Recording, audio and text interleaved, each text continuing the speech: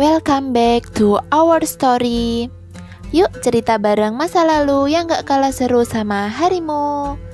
Mangga Pinara.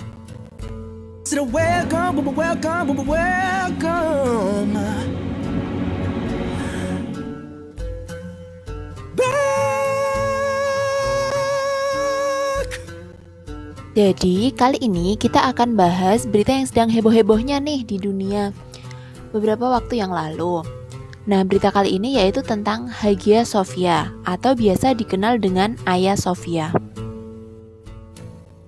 Nah, jadi kalau teman-teman iseng googling nih dengan kata kunci Hagia Sophia, maka yang akan muncul adalah sholat Jumat pertama setelah 86 tahun di Hagia Sophia atau khutbah di Hagia Sophia picu kontroversi. Jadi sebenarnya Hagia Sophia itu apa sih? Nah, jadi Hagia Sophia itu adalah bangunan ya teman-teman, ada di Turki. Hagia Sophia sendiri biasa dikenal dengan Hagia Sophia, yang berarti kebijaksanaan suci. Menurut Ensiklopedia Britannica, bangunan Hagia Sophia pertama kali didirikan di atas pondasi atau tempat kuil pagan pada 325 Masehi atas perintah Kaisar Konstantinus I. Kemudian putranya yaitu Konstantinus II lalu menjadikan bangunan ini sebagai gereja ortodoks pada 360 Masehi. Hagia Sophia ini digadang-gadang menjadi saksi bisu sejarah berlangsungnya transisi rezim yang menguasai Konstantinopel atau sekarang dikenal dengan Istanbul. Mulai dari pagan, Kekaisaran Bizantium, penganut Katolik Ortodoks, kemudian Kesultanan Ottoman atau Utsmania, sampai era Turki modern. Secara garis besar, sejarah panjang Hagia Sophia dapat dipilah menjadi 4 fase. 4 fase dalam sejarah ini menyebabkan alih fungsi bangunan ini. Pada pembangunan pertama berfungsi sebagai gereja, yakni pada tahun 532 sampai 537 atau sekitar 360 Masehi atas perintah Kaisar Romawi Timur yaitu Kaisar Konstantinus I. Hagia Sophia juga menjadi saksi sekaligus korban pusaran konflik di tengah berbagai kejadian yang menerpa Kekaisaran Bizantium. Hagia Sophia juga pernah direparasi secara besar-besaran beberapa kali pada era ini. Selepas Arkadios mangkat, penerusnya yaitu Kaisar Theodosius II membangun struktur kedua di Hagia Sophia. Di bangunan ini ditambahkan 5 nave dan jalan masuk kas gereja.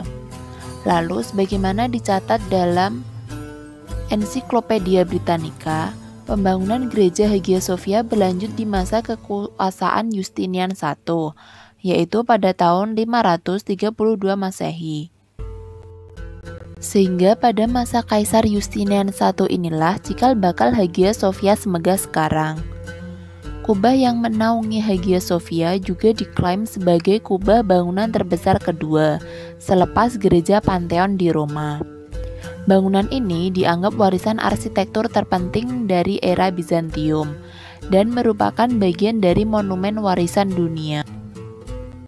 Kemudian pada tahun 1453, era Kekaisaran Bizantium berakhir karena ditaklukkan oleh Sultan Mehmed atau Mehmed II dari Kekaisaran Ottoman. Setelah Sultan Mehmed II menaklukkan Konstantinopel, status Hagia Sophia dikonversi menjadi masjid.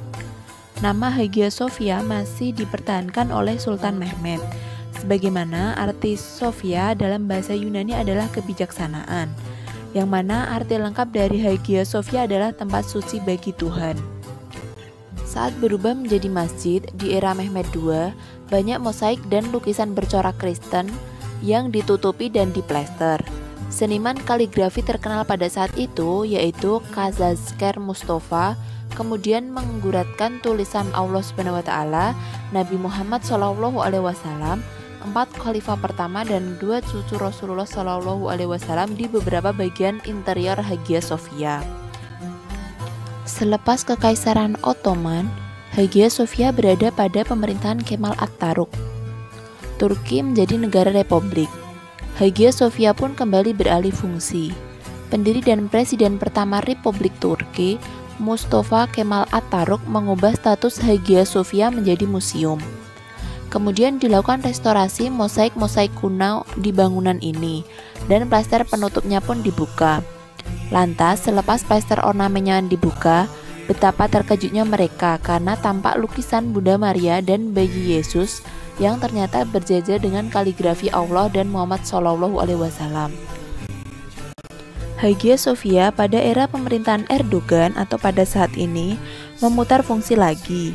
Karena putusan Pengadilan Administrasi Utama Turki, status Hagia Sophia sebagai museum dicabut pada 10 Juli 2020.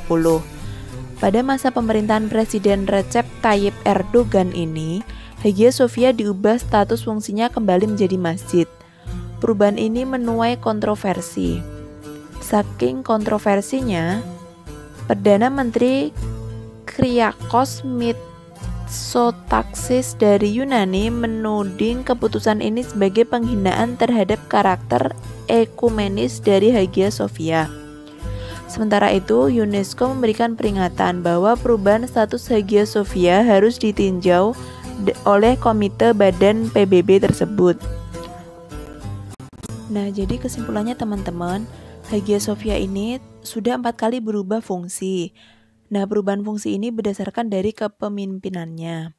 Nah, gimana nih teman-teman? Kalian tertarik nggak untuk liburan ke Turki? Terus mampir deh ke Hagia Sophia. Selain kita bisa ibadah, kita juga bisa belajar lebih banyak tentang sejarah di sana.